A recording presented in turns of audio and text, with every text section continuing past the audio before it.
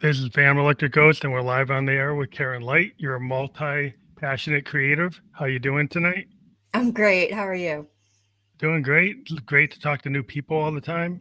Yeah. And people know they can check us out on Newsly. You can see that little icon up there. We got a little coupon code Ghost. You can check that out for free if you use the Ghost. That's another platform that we're on. It's audio only. But check that out. We'll be on there later tonight on Newsly. And then also one of the things we always ask every guest before we get into your story is a couple of questions: is what motivates you and why do you do what you do? Oh, what motivates me? Um, I always tell people my favorite things to do are make things and help other people make things. And I just, every time I'm in a creative process or I'm in the creative process with someone else, it's like a whole exploratory thing. The whole person goes on a journey. And I love the discoveries that are there for myself and with other people. And I truly believe that, you know, it's a big part of making this world a better place is creatives stepping into their power and being able to feel like they can imagine something different and use that creativity to make it a reality and then inspire other people to do that. And I just think that has positive ripples. And those are the kind of ripples that I want to see and be a part of in the world. So it's a big motivator. Yeah, I think that the whole creative process, being inspired yourself as a person, and then also the collaborative effort, as a musician, we can, I mean, I tend to write a lot of stuff for myself, but I love working with other musicians. And I love Mm-hmm. working with like artists to do a cover, Yeah. or film director to do a video. And so it's just when you do different forms, or an actor to, plays a character in the video. So like when you run into creatives, you just get, wow, this is so cool. The Mm-hmm. way people see things, like the lens that Yeah. people see things, like a film director versus a photographer versus an actor versus a painter versus, like, everybody's got a different way of seeing things. And Mm-hmm. it's cool to hear what people have to say. I Right. agree. Yeah, I do a lot of children's book illustrations for self-publishing authors. So that's one of the reasons that I like working with self-publishing authors because we're in the co-creative process together. I'm not working through an agency who's working through a publishing company. I'm like in it with them. And Yeah. so, how are you seeing this character? How am I seeing this character? And then it, all combines into something maybe neither one of us quite thought of, but it's awesome when it comes It's like, together. yeah, it's that flow state. Like Hmm. you can, like, if you get, sometimes you get somebody's like top down. I'm writing everything. You just play what I gave you. Versus Hmm. if somebody says, what do you think goes with that? Yeah. And then you're like, oh, like, yeah, let me hear what you have to say. So, let a drummer come up with the drum beat instead of let my drum machine tell him what to do. Like Hmm. he's a drummer. There's a reason why he's a drummer. Yeah. Like, so it's like, if you have, people have all these AI tools today. My daughter's a graphic artist and she's always like pulling her hair. It's like people thinking like, oh, that I don't need to deal with a graphic artist anymore. I'm like, maybe you still want to talk to him. Maybe you still might want to. Yeah, I definitely think there's a lot that we still have to offer, no matter what's going on. Yeah, because it's like that. Uh-huh. It's like it's like when you're in a band. It's like that thing when you're together in the studio. Like you're saying, somebody, like an artist, sees you, see the character, like the way Hmm. you see it, and then the author sees it the way they see it, and then when you come together, you have the different shades and colors. It's like, oh, you bring something to the table, and you're like, wow, that Yeah. that creation moment. Like, Yeah. And I think really just the practice of being open to other people changing your ideas. Like, it's a more divergent process. We're like getting bigger, we're getting wider, we're doing more, we're thinking other ideas instead of just like getting it done, and to be yeah, open to that process, that's when a lot of magic happens. That's when a lot of like, oh, I couldn't imagine that on my own. but the lane Um, shifting or the lane combining is what yeah. I love. Is like, I love having somebody, like, imagine something in a different way, Hmm. not being totally, just totally, like, just tied to my original idea. Yeah, I play this game with people a lot because I do a lot of coaching and I use doodles in my coaching. I Mhm. love the visual form for a lot of reasons, and if we're in a group situation, I play the if this were my doodle game, And so other people, before they even say anything about what they doodled, the other people say, oh, this is where my doodle, it makes me think of this, or it makes me feel this. And it's a practice for the person who drew it to let go of what they think they doodled or what they think it's about, and just be open to receiving these ideas. And just seeing how that can even enrich your own work. Like, I love it when I make a painting and somebody comes over and they're like, oh, this reminds me of this. Is this what you did? And I'm like, no, but that's great. Like, Yeah, I'm kinda totally down with that. Yeah. I like the happy accident of it. Like, I always talk Mhm. about the idea of a happy accident or the flow state.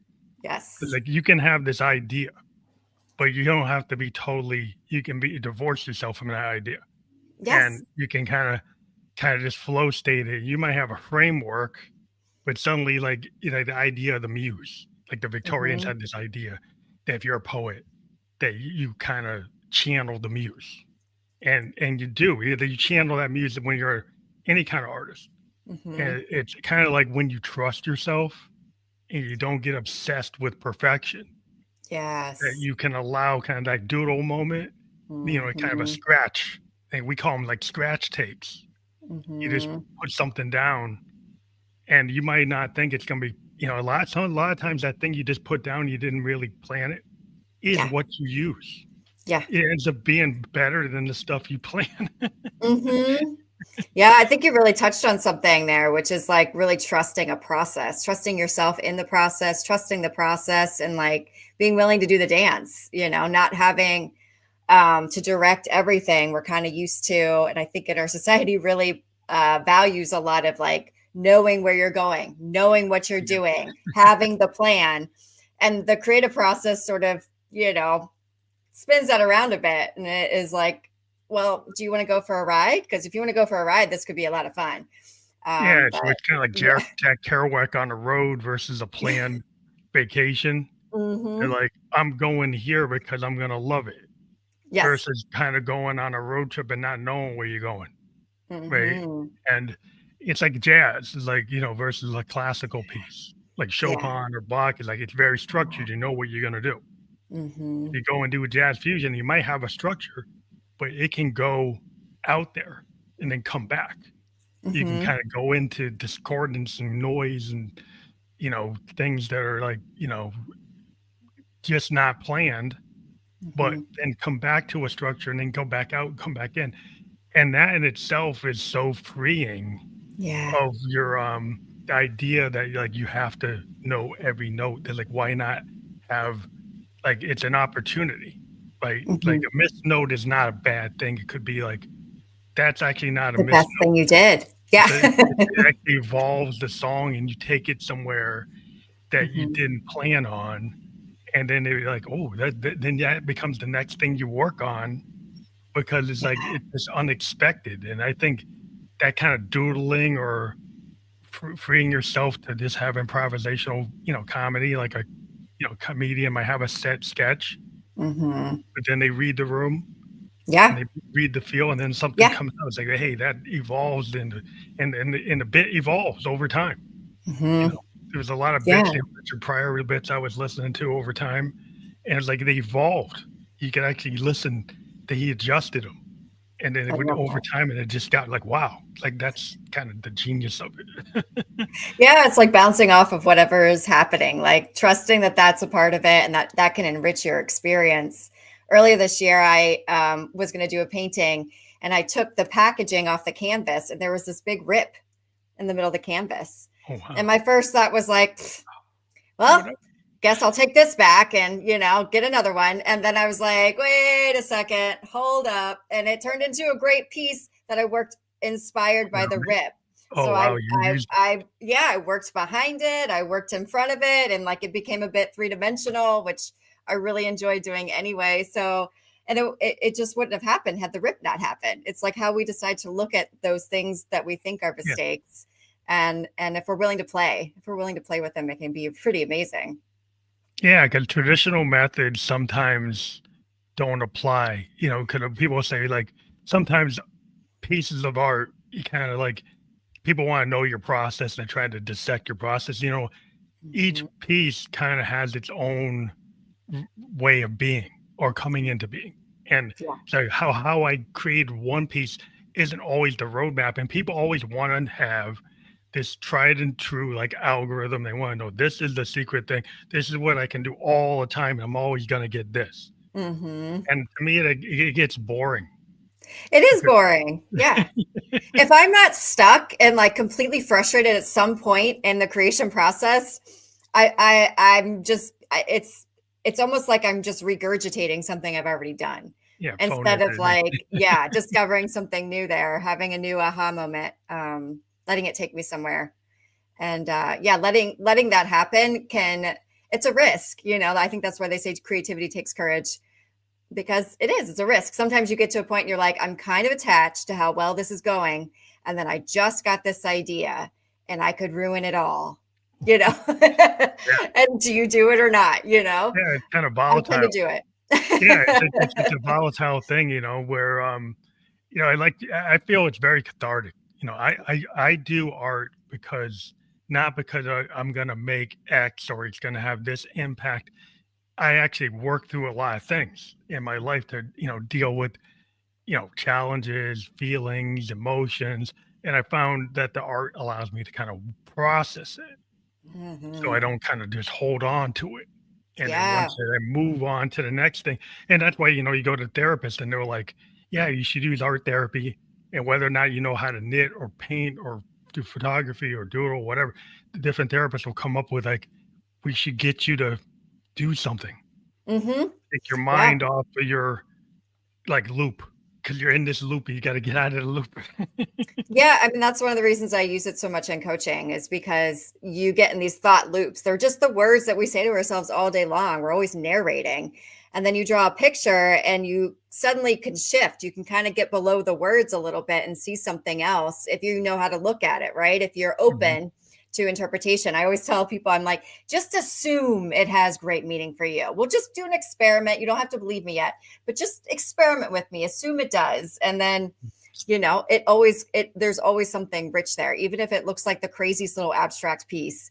You're like, no, it actually captured something for you. um and yeah, helps people the process itself is also soothing, soothes our nervous systems, Yeah. releases, and like the good feeling hormones, and reduces cortisol, and like does all this lovely stuff for us, um so that we can listen to our higher level thinking, right? And the lower level fear stuff isn't taking over as much when we're in those states. So it's got Yeah. a lot of benefits. For the need for safety, because a lot of times people, Mhm. you try to get them to, maybe you can get them to do a diary and maybe you can get them to do other things. But this idea of like of doodling, I really like it because a lot of times people don't have it as like a permission structure. And it's like you get into art therapy and say, well, I can't paint. I Mhm. can't draw. I can't do Right. photography. So they're already putting up the wall saying they can't do it. But if you're doodling, everybody can doodle, right? Everybody can Everybody, doodle. yeah, and Yeah. that's kind of like an entrance level. Like you give a permission structure, it's kind of wide open. Like how could you say you can't doodle, right? Mhm. So then at least you can start getting what's inside and get it on the page. Yeah. And Get it out of your head. that's the whole thing is like trying to get what's in and get it out.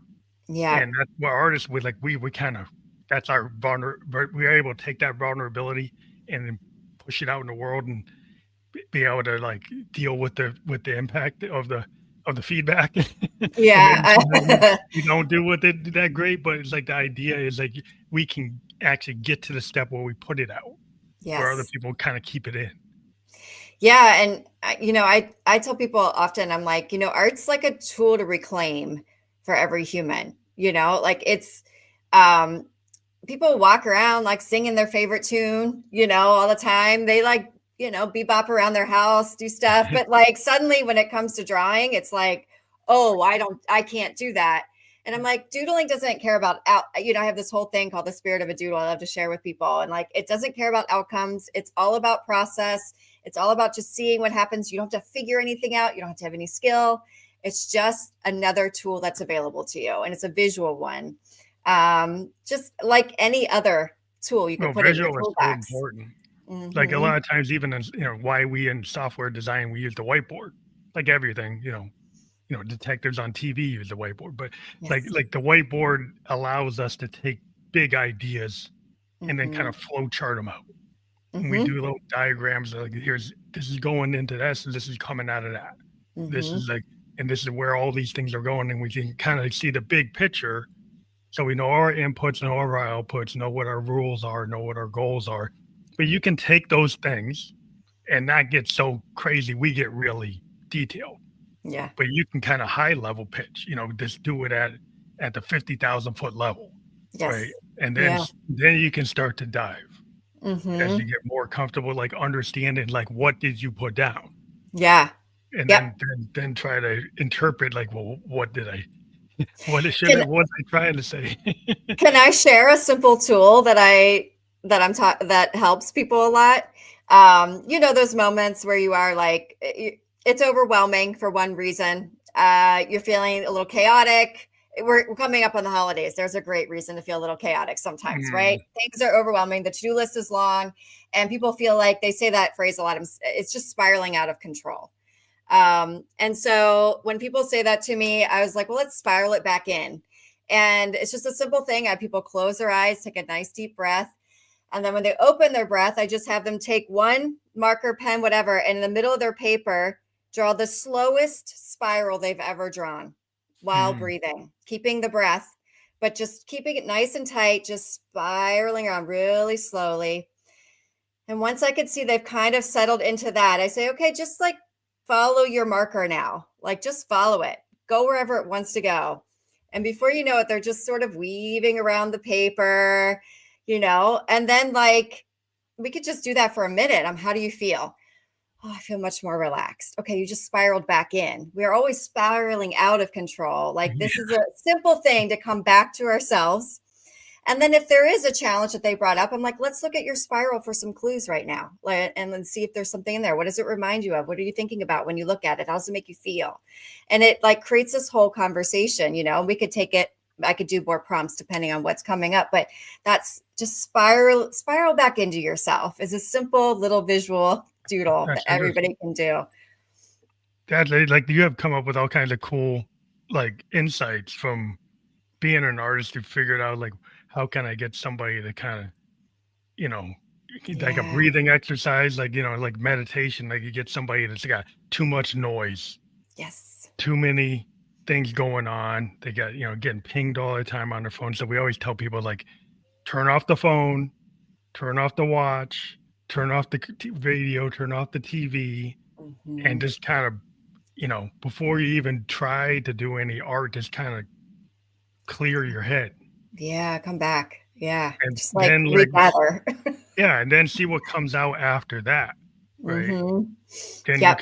then you start to pull from the subconscious, you're pulling from like what's going on with the muse going on. So you're everything you do as an artist is coming from all the inputs and outputs and what's inside. Mhm. And if And you then just give yourself a second, your brain loves to put together things in new ways. It like has it all in there, but you yeah. just have to like give it a second. And I think a lot of these tools came to me because I taught for decades in Mhm. crazy busy, junior high, high school, elementary school. I did all the grades, but all these crazy classrooms, and kids are coming in high energy. And of course it's art. So everybody's like, oh, we can do whatever we want now. And now they're just like playing And I around. had to like learn how to bring a room full of like children to a more focused Get place. more focused place. Yeah. Yeah, but they get there too. They get there too. It's really amazing what can happen. And I'm like, well, this we could do this for ourselves. It doesn't have to be in a classroom. You can do this. Everybody can do this. And those kids don't all come in. I mean, I think every kid's an artist, but most kids, don't say I'm an artist. But Yeah, yeah. Most of them they play some still I picked can't up the draw. pen. They couldn't Yeah, they wait can to do it. do it. Like, yeah. Yeah. So, and that lives in all of us. That lives in all of us. It's like when you're brought into band class and they tell you gotta learn some instrument, and there's some kids that are like not really into instruments, right? Mhm. And so you're trying to get them to like get the basics, but there's some level of basic that you can try to get them into it, and some people are like, but you find good music teachers find a way to get everybody to get involved. Mhm. Mhm. Like the best teachers I ever had, they got kids who would have never picked up the recorder and got Mhm. him to do it. And Yeah. I'm like, and got him to do it without getting mad about it. Actually got him to do it, and they actually like, wow, I actually did something. Right, it made Mhm. them feel good about it. It's just really a teaching style. Like if you Yeah. get the teacher that makes you want to come to class. It's an art too, right? Yeah, Like it yeah, really is. I love to teach, and it's the same process. Like I'm going to come with a lot of thoughts and ideas and skills and tools, and then I'm going to see who's in front of me and where they're at, and then I have to dance with those people or that person or whoever yeah. I'm with. They have to be a part of this. I can't again get too controlly or it doesn't work. It doesn't work. You have to create the container. So how is it when you like to work with creators, right? Mhm. And so if you're working with other creators that already kind of have a process, Ah. are they? Do you run into any issues where people are more, maybe resistant to your process because they have their own process, or you deal with people who are more open to actually hear you out? Yeah, well, I work with creatives in a few different ways. One is, like I mentioned, through book illustration. And that process, I think it's how you approach it. Like I really tell people from the get-go, we are co-creating this thing. I want to hear all your ideas. I want you to be open. So really setting the stage helps. Like we're Hmm. going to be in storyboard sessions together. We're going to get it all out. And I want to hear work. Even when I shoot you a sketch, it's like a conversation. You tell me things back and I shoot it back out. We're going to have a conversation on this whole thing. And I think people really like that overall. There's very few instances where I've just been like, oh, this isn't fun. Like usually we're having a good time. So I'm glad about that. There are situations, and there's been a few where it's like, for whatever reason, our creative ideas are not clicking Driving, together. not clicking. Yeah. And I have processes for figuring that out early on with the character sketch process so that we don't get too far and then have to like be like, so it's helpful to have those things in place so you can it's like any other relationship. Sometimes Yeah. they're just not going to work out, but most of the time they do. And then I also work a lot with creatives. I love to coach creative people, specifically a lot of folks who are struggling with like ADHD or other executive function Mhm. challenges. And um, I think what's really interesting about that is let's say they're musicians, right? They're so lit up by their music. They're so creative. They're doing this thing. But then when it comes to like this, process of following through on something they need to do for an application or for Yeah. college or something like that, creativity is like gone out the window. Yeah, no, And yeah, so my work in that is sort of opening them up to a different way of looking at things that maybe they've been taught in schools and work, using their own creativity to find a tool or process or a skill or a strategy that works for them. And that is really like most of them are receptive because I'm like, you're already creative. You can do this. That yeah, but there's no problem. Yeah. well, I think sometimes people are like, "Well, I can write a song, but I can't fill out that form. Right. Can't Mm-hmm. do that algebra or calculus test." But it's like music is math, right? Mm-hmm. And you're already dealing with a lot of complex timing and, you know, a lot of what's Yeah. going on, and you're not giving yourself the grace to understand that you already know a lot, but you just Mm-hmm. don't want it, you're not processing that you know it. So you have to look at things through different lenses and give yourself some grace. That, like, it might take you longer to get to this than somebody else. Yeah. Doesn't mean you can't Yeah. do it. It just might Right. Yeah. happen as quick as it happens with somebody else. Yeah. I think really understanding the way your brain works, like your particular unique brain, can really help that process. Make you one maybe give yourself that grace that it's going to take you a little longer because you're really fast over here and other people aren't fast over here. Like we're all different speeds, Yeah, different different places. capabilities. Yeah, We're all yeah, getting measured about, like, well, this guy can do that calculus thing and like yeah, that, and I yep, take like a half hour and I still don't get it right. And so it's yep, like, okay, well, how do I get better at that? yes. Well, it's like anything. It's training. Hmm. Like, in order to get out of like a loop that doesn't Yeah, get you anywhere, you have to retrain your mindset. Just like yes, a musician sits there and practices the chords so they know the scales and they know how the chord arrangements go. That comes from, like, thousands of hours of practice. Well, how to actually behave socially if you're not really good at it, well, you got to practice. Right? Mhm. If you're not good at certain things, it takes effort, and it's not always like overnight. That could go from 0 to 100 without Yeah. doing the work. It's like, to me, as everything's relatable. It's like, why I got to put as much work as I put on my base to this effort if I want to get this done. Yeah, I think, it's this deprogram and reprogramming that we sort of have to do. Sometimes, like a lot of people that I work with, well, creatives, we are always going to be chaotic and we can never get our life together. Like, we've internalized messages because maybe we have come through a different lens. And we're very good at riding the waves of being in a process with something, but setting a goal and taking steps, that whole thing just scares them, or Yeah, us in some way. and the, But and it's the like, struggle. what are you choosing to believe about yourself? What's the program you've been telling yourself? You can absolutely, you've made a million things. So you've absolutely had a goal and you followed through. And what made you do that there? And how do we now apply that over here? What's your way? What's your method?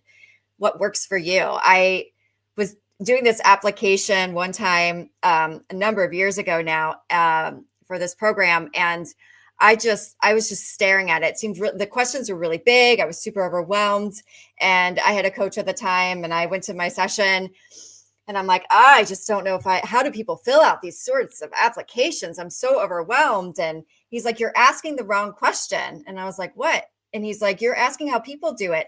How do you do it? And I was like, well, I would draw pictures. He's like, well, go draw pictures. So I drew pictures and then the words just came, right? But Mhm. like, Yeah, find your that's process. your Yeah, process is so important. Yeah. yeah. Yeah. So because you get some new task and that you haven't done it before, and you feel kind of unsure of it, and uneasy. Because anytime you step your toe in the deep water a tiny bit, it's like, oh, Hmm. you're scared, you're gonna lose safety, you're gonna drown in it. Hmm. It's just Hmm. like you have to kind of figure out, like, how do you approach, you know, digesting this thing. You can look at this whole big thing that you got to do. You Hmm. got to design something and you got to get it out in 6 months, and it looks really big and it's got a big budget. And it's like, wow, if you look at the whole thing, you could be like, oh, how could I ever do that? But Yep. if you start to like take the bite-sized pieces and start organizing what you can do, like what could you do in the next hour? Yep. What could you do 4 hours from now? What could you do a day from now? What could you do a week from now? You start to think it's like, I don't have to do the whole thing today, Hmm. but you do start having to, like, you can't procrastinate. So you can't Yeah. say, well, I'll look at it tomorrow. Like, you got to have some kind of plan of attack, right? And figure out Yeah. how are you going to do it, not how somebody else does it, but how are you going to manage it? And sometimes that could be really challenging for some people to break it down. One of my favorite things I have people do is just take out a stack of note cards and just everything you can think of related to it, any task, anything that has to be done, anything that comes up on a separate note card, on a separate note card, on a separate note card. And then they're like, it's tactile. Again, we're out of our heads. We got Hmm. something we can play with. And you can kind of flip through and say, oh, what can I handle right now? What can I do right now? Or you could play with it and put it in an order if you want to. Or you Yeah. were just talking about AI. I sometimes have my clients go into AI program and be like, here's what I'm trying to do. Please help me break this down into a bite-sized action plan. And It just can help getting here, the stuff little like that. steps, even a 5-minute goal. Like we do 5-minute goals all the time. I'm like, do 5 minutes. Because what happens is you start doing something for 5 minutes. You actually really set a timer. Just 5 minutes is all it takes. And then once you finish it, you could check it off your list. And anytime you have achieved anything you said you were going to do, you get dopamine. And dopamine is the motivation hormone. And now you're motivated. So likely Mhm. you're going to keep going, right? Yeah.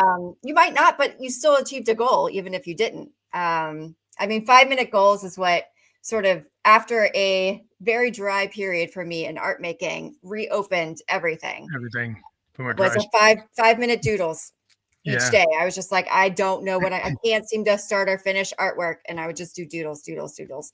And then that just expanded, right? And like broke open into a whole new thing. Yeah. I had an author on that was saying, like, do these, like, challenge to do something like 5 minutes.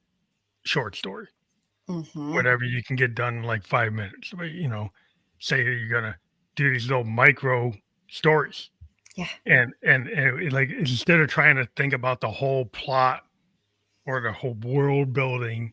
It was like they were in the middle of doing like a novel, but then they I hit love like that. something. Then they started doing these little short things that had nothing to do with it, but made them feel like, oh, at least I finished that. Yeah. So then it gave them the confidence to kind of come back in and then have a different lens. It's kind of like walking away from a piece and Mhm. then coming back Mhm. and then seeing like, oh, I didn't see that. You go Yes. for a walk in the woods in New Hampshire, like I go walk in the pines. I could have been saying it on something in a studio for like 2 hours and say, "Oh, forget it. Leave it Mhm. where it is. Go for a walk, Yeah. and then It's come so back." important. And then you're like, "Oh, and now I hear something I didn't hear. Yeah. Now I see something I didn't see." Sometimes, like just like you have diminishing returns if you try to stay on it for like 8 hours. Oh, yeah. Don't do Yes, that. it needs to breathe. It's like I think of it as a living, breathing entity, right? Like you can't smother something. And that's kind of like sometimes we're like, no, I need to make it work. And it goes, gets all smothered. I had this professor in undergrad who I was working, he was a visiting professor. I was working in the ceramic studio and I was so frustrated on a piece.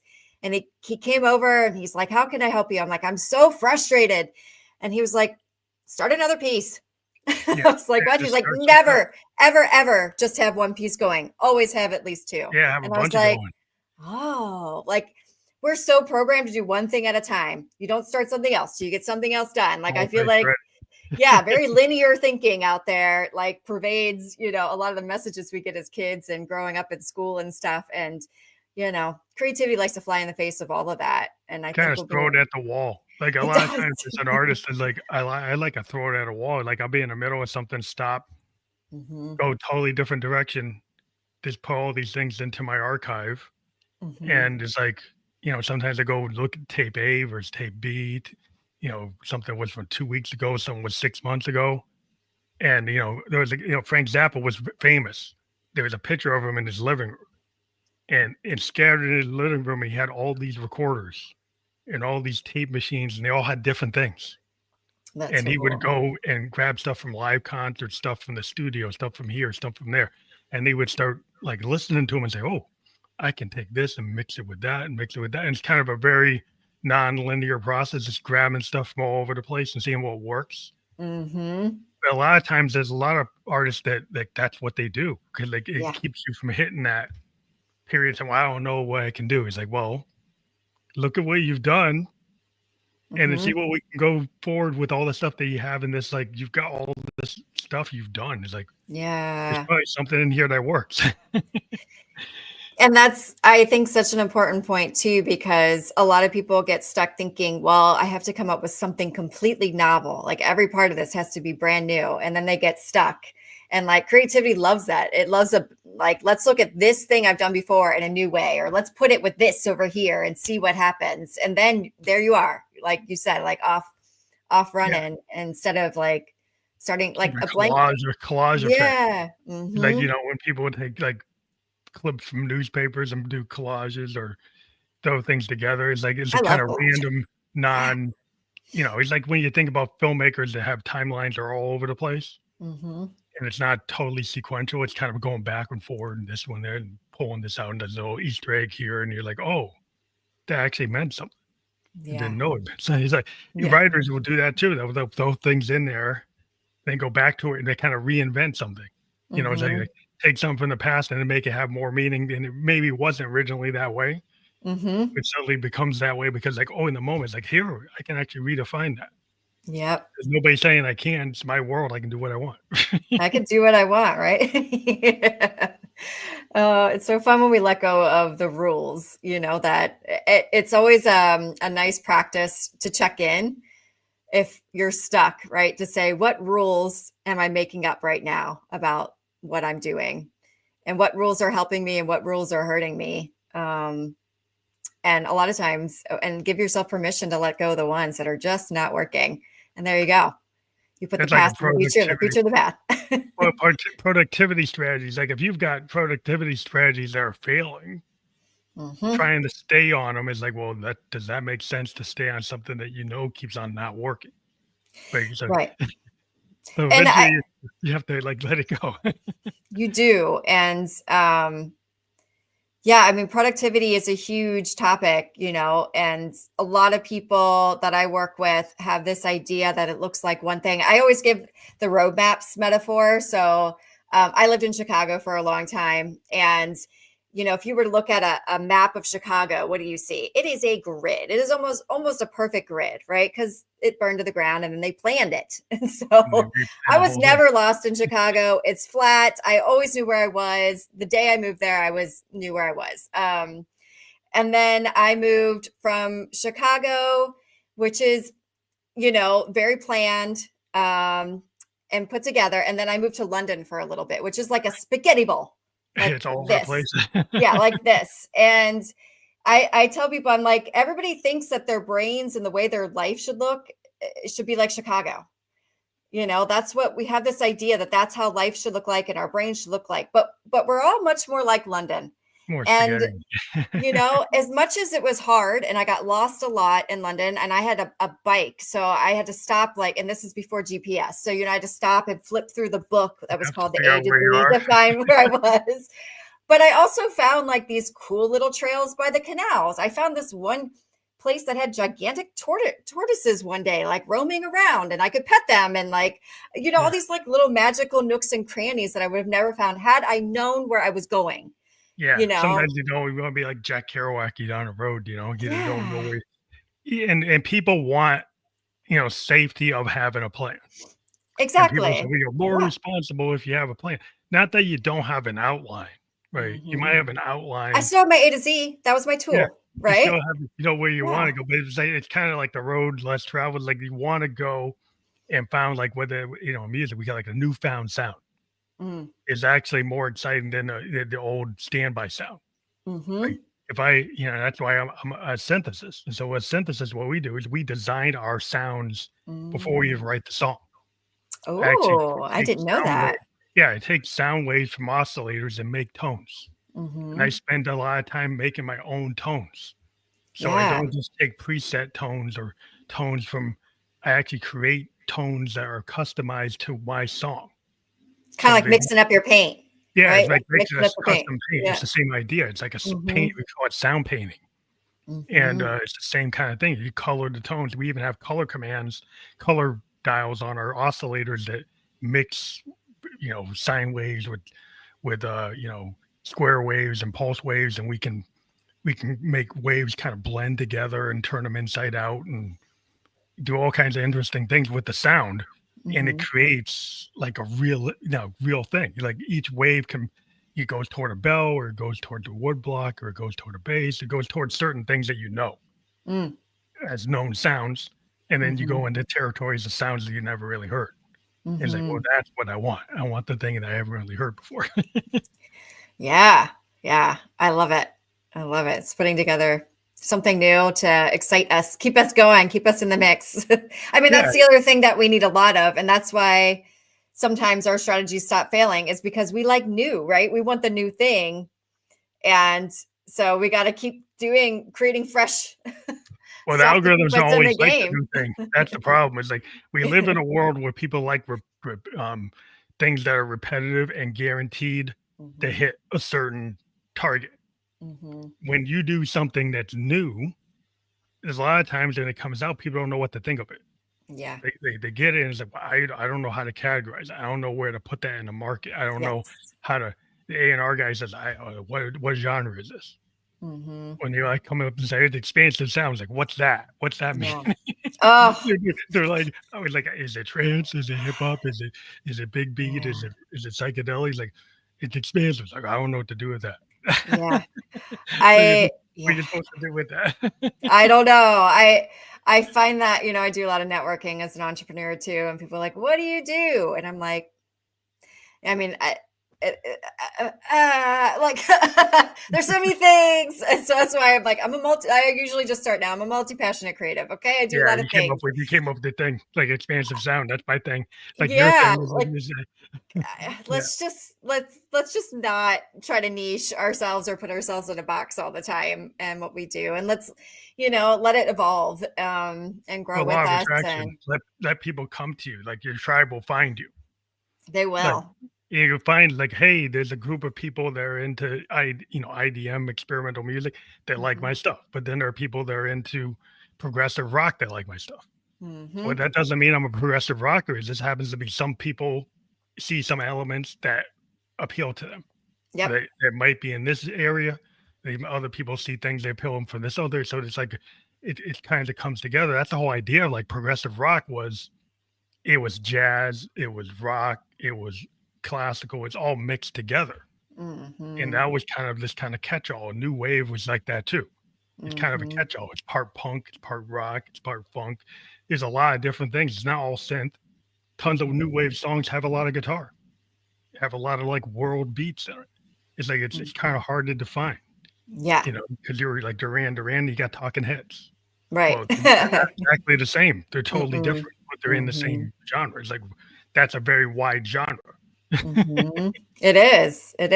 And that's totally, yeah. I mean, I'll get people who come to me just because I call myself a multi-passionate creative, because they're like, is there some, it's okay. It's okay that I don't do one thing, like, because I never know what to do. And I'm always working on 10 things at once. And I'm like, welcome to the club. Like, And then, you pull the people that are on the same frequency as you. Yep. Yeah. Like if you put stuff out in the world and you put that term out, then people are like, that appeals to me. Because these people are telling me like, oh, I've got, I'm a fantasy writer, but then sometimes I like to have romance in my fantasy. Does that make me a romance fantasy writer? What does that make me? Like, well, I like to have that element, but I'm not writing pure romance novels. I've got something else going on. So, people tend to not be just in one lane, though people want to be in one lane because that makes it easier. Yeah, we think it does. I know earlier when I was an entrepreneur earlier in my years, I was really trying to get that whole niche thing, because I thought it was going to be so much easier to talk about what I do and it could land for people. But I kind of started seeing that conversation more like we were talking about art. Like if I just own that I do a lot of things and I see who I'm with, then I could talk. I know what to talk about with you. Like it's not that hard to figure out, oh, this person is a teacher. Well, let me talk about my education background. Oh, this person loves to paint. Let's talk about that.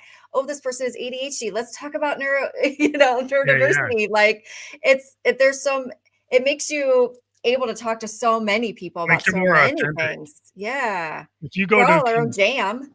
Well, if you go to a convention, right, and you got this set elevator pitch and you see this guy's like a sales guy's trying to do the set elevator pitch to everybody. Yeah. Versus this other person comes in, they're very authentic and they kind of listen to what people are saying. They tailor what they're saying. They're very authentic, kind of in the moment. They actually listen to the person and they find, like you said, somebody's talking about, oh, they have ADHD. So you go that angle. Oh, this person says, well, I like this type of thing, and then you come with that and go, it's not like you're trying just to people please, but you're able to hear and synthesize in real time a very authentic conversation. So it doesn't feel like an infomercial. Right. Somebody coming in and they're just selling, there's like this pitch, like, are you trying to sell encyclopedias or a vacuum cleaner? Or are you actually trying to show me that you're having a conversation? It's true. And it also makes me show up like asking questions about other people instead of just trying to tell people what I do, it's just like, I feel like those things can be very much like that. Everybody's just trying to tell each other what they do instead of getting to know, who are you? What's going on over there? Like, not just what brings you here? What's going on with you? Yeah. The first second you meet them, they're on the elevator pitch, boom, boom, boom, boom. Rather, it's like instead of asking, it's like, oh, what's going on with you? Like, what are your interests? And then you actually have some feedback before you start your conversation. You know a little bit about the other person, see like, well, maybe this is what we can talk about. Yeah. I had a situation last week. I went to a networking thing and it was mostly with people in like in the corporate world. And I was talking to this guy who says, well, I sell health insurance plans. And my first thought was, what the heck am I going to talk about with this guy? And, and then I was like, well, what's your favorite part about it? And he's like, well, health insurance is so interesting. Did you know? And he started telling me all these things. And he's like, I just love strategizing around people's wellness and like gets, into the whole strategy. And I'm like, oh, we're talking about building habits. I talk about building habits all day long with people. Like, oh, this is the whole art of habit building. And before you knew it, we were in this fabulous conversation. And like, that's the magic of what can happen. It's, So it's art too. It's art too. Everybody kind of has their thing to get passionate about, and you can have a preconceived notion that this guy's just a sales guy. You're right. He's trying to sell me something, or you could actually listen and say, well, he's actually passionate about what he's doing, and he's pitching it in a different way, and it's actually not feeling like a pitch. It feels like he's passionate about it. Yeah. It feels like he actually feels like there's something he's adding value. Right. So when you feel like they're bringing to you something and like, wow, I might not be into that, but this person's so into it that I find it interesting because of the level of of it just they just seem to be authentic. Yeah, I feel like a nice what you just said, I was like, oh, that would be really good to talk about, which is like passion versus pitch.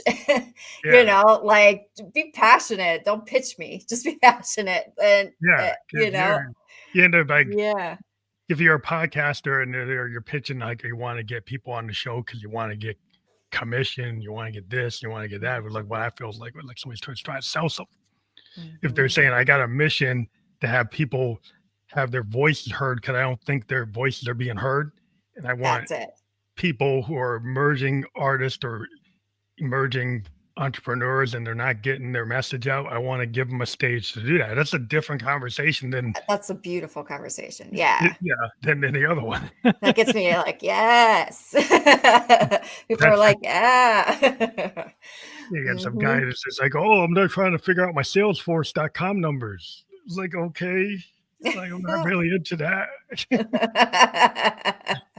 That's what people want to know. It's like some people get real, into the metrics. It's like, yeah. Thank goodness for those people, but they're not me.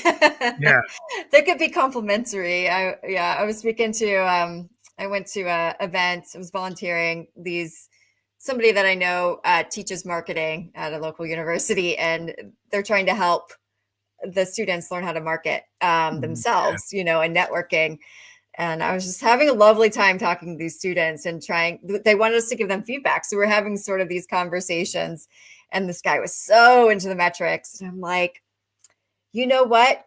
There are creative people who will just love you and hire you because they don't want to look at them. They just want to create, They don't want to do the SEO. They don't want to figure out how to get me, to be at the top Google search number, or trying to, get the keywords right, and it's such a the algorithms are shifting so much because now they got all this AI. So somebody could tell you a strategy and they could sell you a strategy, right? But by tomorrow, the algorithm could shift and that strategy is not even going to work. Yeah. Because that's how fast these algorithms are shifting because of the AI now. That's just crazy. So people who go get people to pay to do their stuff is like suddenly it's not looking at the tags. It's actually using AI to look at other things. It's looking at looking deeper into the body of your description. And that's not the tag. It's how your description stuff is written. Or how like in the podcast description itself, not the tags, but the actual description of the episode. It's looking at that and then figuring out how to place it. Well, that every episode is different. So how you come up with a strategy that's going to work for every episode, unless you're talking about the same type of thing all the time. Right. It's going to be very customized. You have to like really work on it. So it's really overwhelming. It is overwhelming. That's why that's their job. It's like well, it's not my job. I'm the artist. It's like you figure it out. I create the things, you play with it. Like you play with it on that end. Just let me create. And your marketing team has to be up on the fact that things are moving so fast. They can't just have some kind of set formula. The formula's got to shift. And that's one thing I know, it being a techie, that is like, oh, they come to me and they said they got this set formula. I'm like, that's not really going to work. And I think that really makes it like how important it is as a creative person to just really like what you're putting out there. You know, when I'm working with artists and creatives and art authors, even, I'm like, make a marketing strategy that's actually fun for you. Like, make content you can't wait to share. Like, make it fun, because you just don't know, you know, unless you really hire somebody and spend a lot of money. These things are changing so rapidly. So do something you enjoy. Make it as creative as your Yeah. creations, you know? You gotta be passionate about it, because I think what happens is, like, you're passionate about what you do. Mhm, And, like, the law of attraction kinda idea is, like, then people feel that vibe, mhm. and they feel like you're like, "Hey, this person's always showing up. This person's always excited. This person's, like, talking about this and the way they're talking about it." And it doesn't feel like, the next, prescription drug song. It's just it's making me wanna turn the TV off. Yeah. Yeah. I know. I rarely watch it, but when I do, it's always there, right? And you're like, Yeah, it's like, "Ah!" which it's like, they used to write songs for commercials that I actually enjoyed listening to. But these guys writing these songs now, they're They're just really horrible. turning me off. Mhm. Like, what Mhm. what what makes you think that that song sounds as good as, like, the ketchup's commercial, like, Anticipation Mm. back in the '70s, right? You Mm. listen to the old Yeah. jingles in the '70s, listen to anything from the '70s or '60s, and listen to the new jingles today. You're like, Mhm. "What makes you think that works?" Yeah. I don't know. The only thought I have is that it's so annoying that it sticks. Like, you That's know, the only like thing. it has to be good enough or like so bad that it sticks. I I don't wish know. others had a higher quality. It's like, where's the quality? Maybe just 'cause I'm a child of the '70s, I think it's better, but Mhm. somehow it seems like it is better.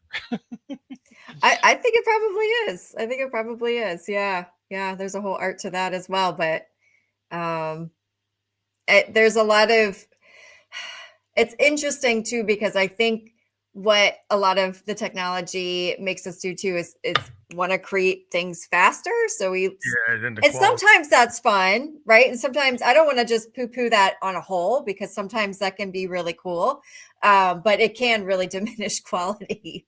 Well, yeah, Um, sometimes you had these guys from, like, Tim Panelli, you had songwriters like Carole yeah. King and Neil Diamond. You had really good songwriters that were Mhm, writing these pitches.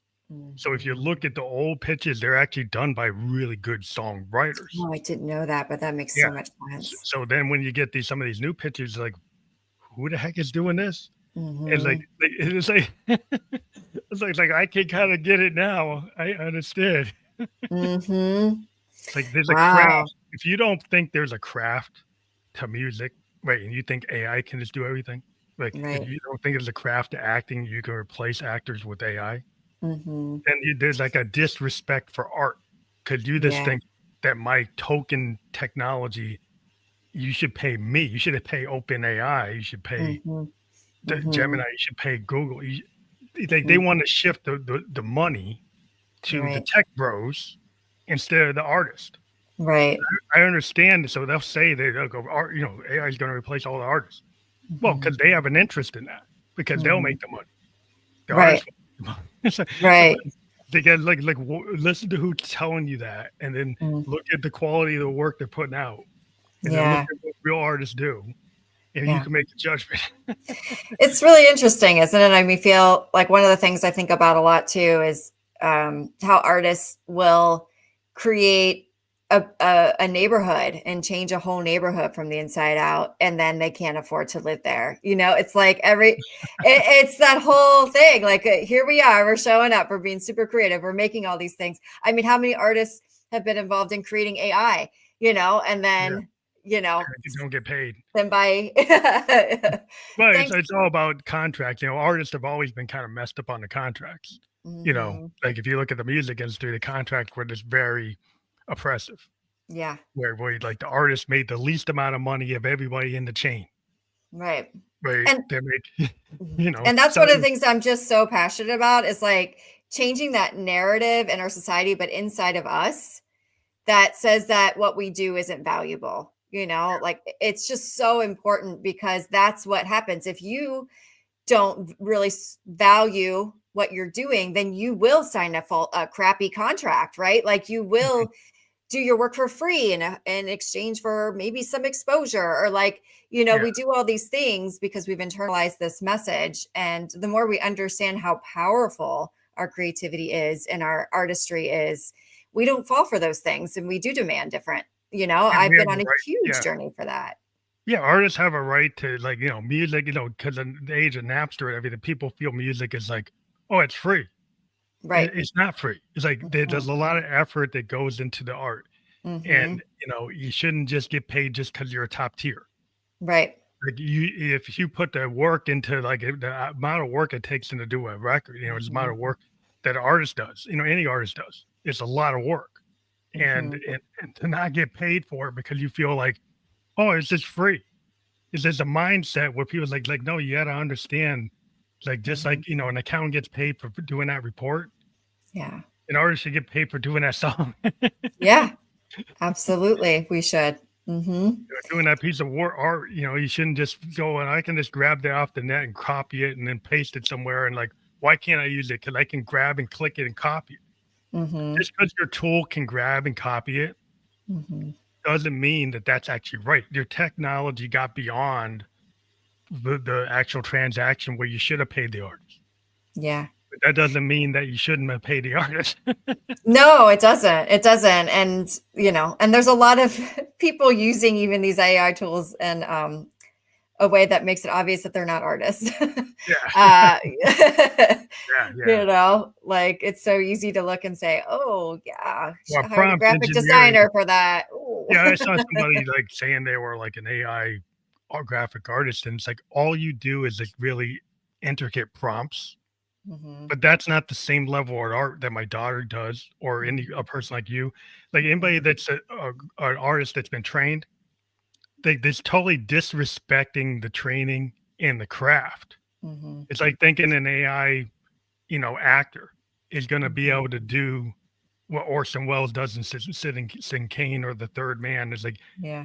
it could replicate what was said in the past, but Mm-hmm. it's not going to have the feeling and the emotion and the non-verbal, eye contact and the stuff that an actor does with their eyes Yeah. alone, like Well, with the that's, lips and all the things they do. It's like, how yeah. was it going to do that? Right? It's just going to mimic what was done in the past. And that goes back to what you were saying with like law of attraction, right? Like if somebody creates something, there's an energy in what's created. Like when I do a painting, my energy is in that painting. The energy I'm feeling, the energy I'm putting out, it's in that painting. And,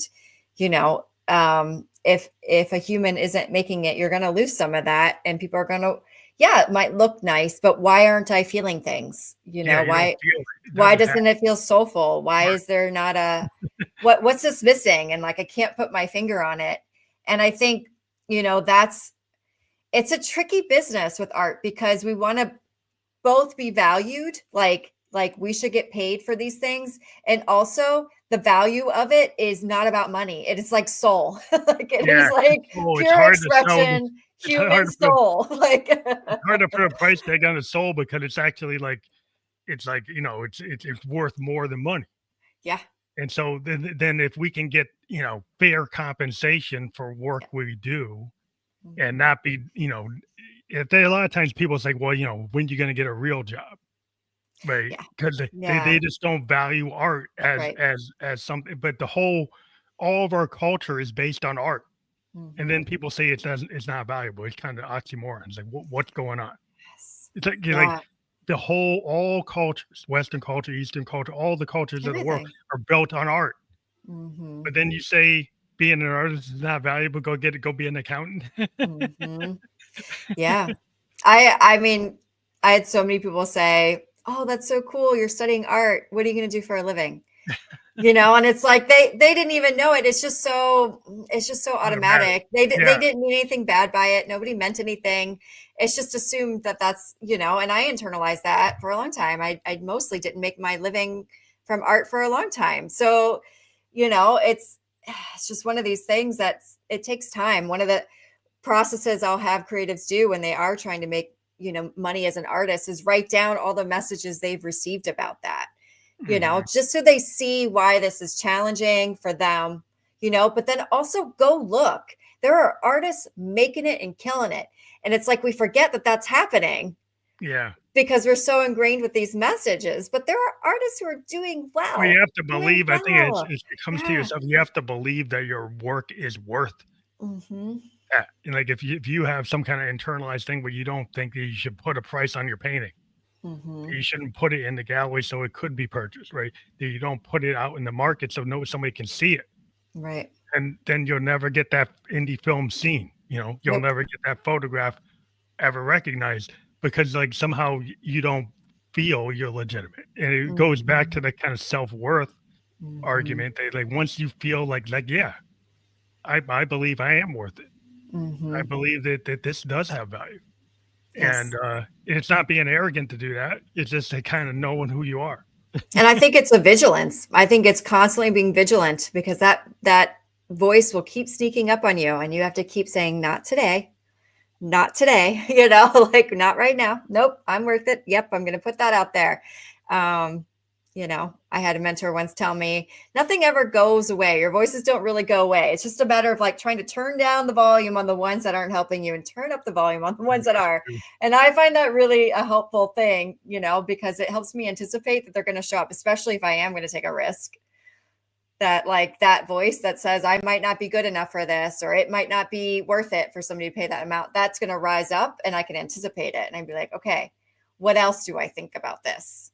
Oh, there's a voice that says I am worth it. Oh, there is a voice that says, no, you're totally worth that. Let me buy into that one a little bit more today. Well, I think that's a really good place to end on because we actually hit our hour mark. It always happens faster Ah, than I ever it imagined. But does. we have doodlediary.substack.com as your URL. That will be fully clickable. So people click on that. What will they find there? So this is where I send people because I have 3 different websites, but I love my Substack because I write about all the things that I do in my Substack. And it's free. You don't pay for anything. There's a paid tier, but mostly it's free. And then you'll find weekly-ish creative blogs from me, some cool stuff on taking those creative ideas and making them a reality. You'll see some of my artwork. And yeah, events and workshops online and in person that I've got going on.